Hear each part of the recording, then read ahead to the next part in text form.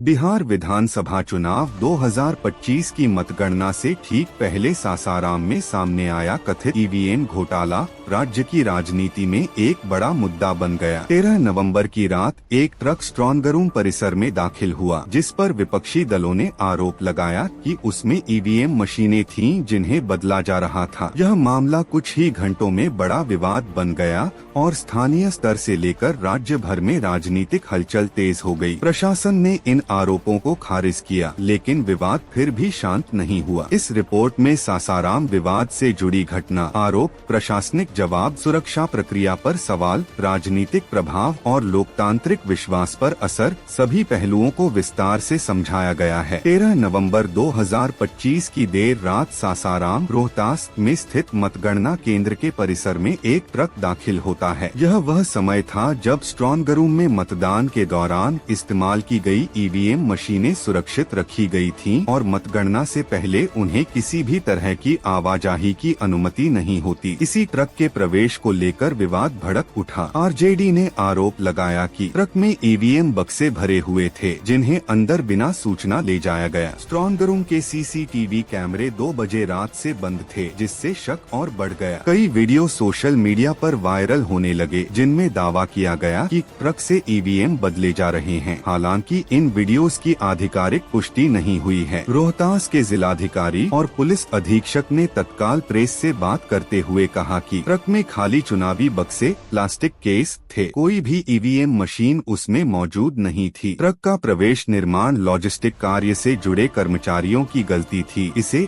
EVM ले जाने से जोड़ना गलत है। डीएम ने साफ कहा कि आरजेडी का आरोप पूरी तरह निराधार है और ट्रक को लेकर हर चीज की जांच की जाएगी। लेकिन विपक्ष इन बयानों से संतुष्ट नहीं हुआ, क्योंकि कई सवाल अभी भी अनुत्तरित थे। विपक्ष ने दावा किया कि स्ट्रॉन्ग रूम के बाहर लगे सीसीटीवी कैमरों का फीड ठीक उसी समय बंद हुआ था जब ट्रक परिसर में दाखिल हुआ। यह आरोप आरजेडी ने सार्वजनिक रूप से रखे और यही पूरा विवाद का केंद्र बन गया। यदि सीसीटीवी वास्तव में कुछ समय के लिए ऑफ हुआ था, तो उसके कारण और अवधि की जानकारी।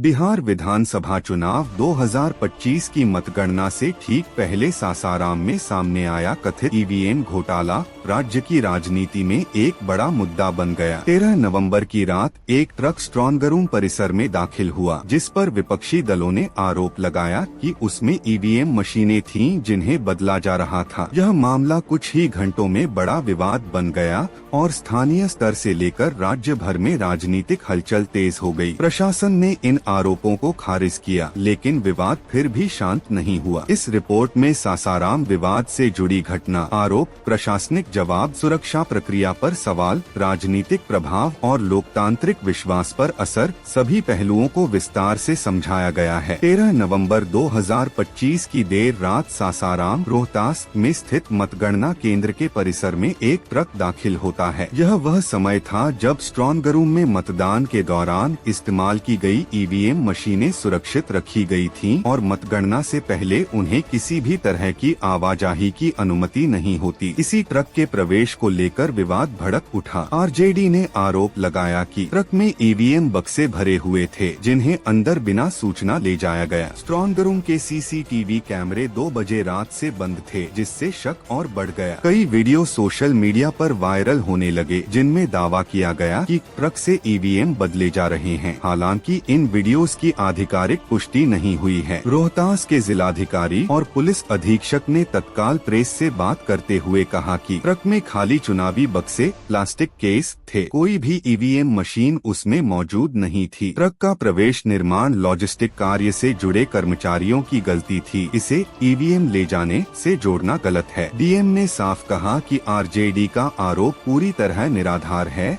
और ट्रक को लेकर हर चीज की जांच की जाएगी। लेकिन विपक्ष इन बयानों से संतुष्ट नहीं हुआ, क्योंकि कई सवाल अभी भी अनुत्तरित थे। विपक्ष ने दावा किया कि स्ट्रॉन्ग रूम के बाहर लगे सीसीटीवी कैमरों का फीड ठीक उसी समय बंद हुआ था जब ट्रक परिसर में दाखिल हुआ। यह आरोप आरजेडी ने सार्वजनिक रूप से रखे और यही पूरा विवाद का केंद्र बन गया। यदि सीसीटीवी वास्तव में कुछ समय के लिए ऑफ हुआ था, तो उसके कारण और अवधि की जानकारी।